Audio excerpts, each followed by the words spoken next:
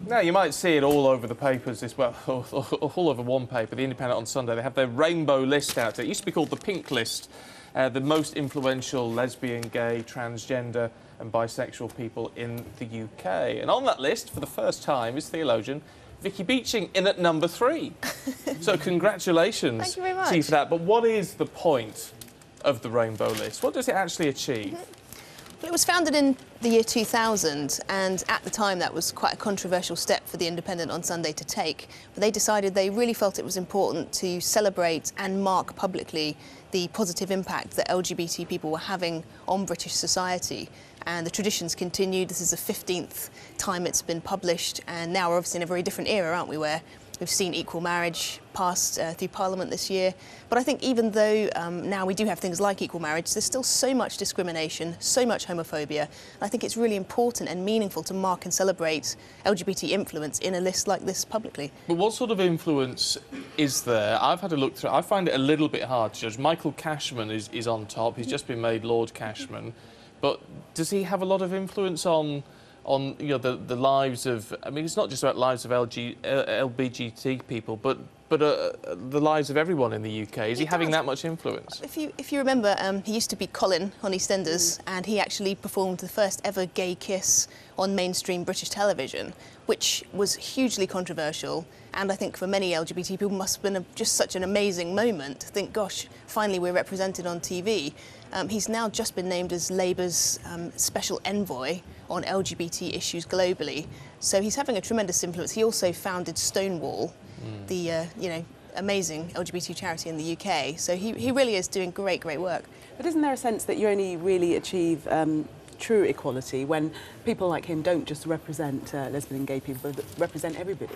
Well, I guess the hope with this list is that someday it would be redundant, because there would no longer be a need to, as you say, mark LGBT people out. But I do think we have to swing the pendulum in the balance, because after all these years of discrimination and homophobia, I think there still is a real need to affirm and speak about the positive impact that LGBT people are having.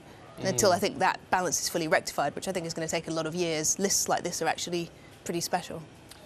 It's been a roller coaster for you of a year, hasn't it? I mean, you're a prominent theologian, and you've become prominent in the UK, prominent in the United States already. Your coming out this year caused quite a storm, didn't it? And quite a backlash for you. But what about the positive side of that? I mean, you're in at number 3. You're said to be influencing people. What sort of positive response have you had to what you've done? The positive has really outweighed the negative, the vitriol, the crazy threats that people have made, things like that. The positive things have been the emails pouring into my inbox from young people who are Christians saying that they've come out as a result of reading my interview, and I just think that is so moving and so meaningful, and for me that makes sense of all the negativity. It really just sort of makes it all just roll off me, because I think of these younger people who won't have to go through what I went through. It took me till I was 35 to come out. Many of them writing to me are actually only 14, 15 upwards, and I love the fact that it's had a domino effect. It's not about me, it's actually about this whole army of younger people standing up and saying you can be Christian and gay, and that is acceptable before God. But why is it that in this day and age, where there are a lot of prominent gay people about, I mean, and on TV these days, I mean, the one that always springs to mind is Graham Norton, of course, who is hugely famous now. You've got, Alan Carr over on Channel 4. I mean, these sort of very prominent, very popular people.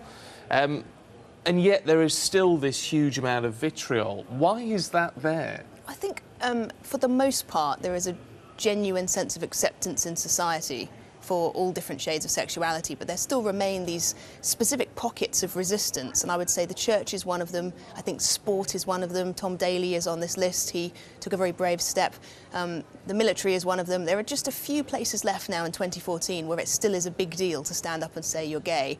I think that Christianity actually has been known for being homophobic, and a lot of the kind of anti-gay rhetoric has often been, taped on the Bible. So I do think within the church it's not surprising there was a lot of vitriol towards me, because it's a very passionately held traditional view. But my hope is that as people like myself and Tom and others stand up in our different fields, that even those pockets will be changed and transformed, and that in a few more years there actually won't be any places where it's a big deal to have to stand up and say that you're LGBT. Yeah, well, let's hope so. Vicky, good to talk to you. Thank you.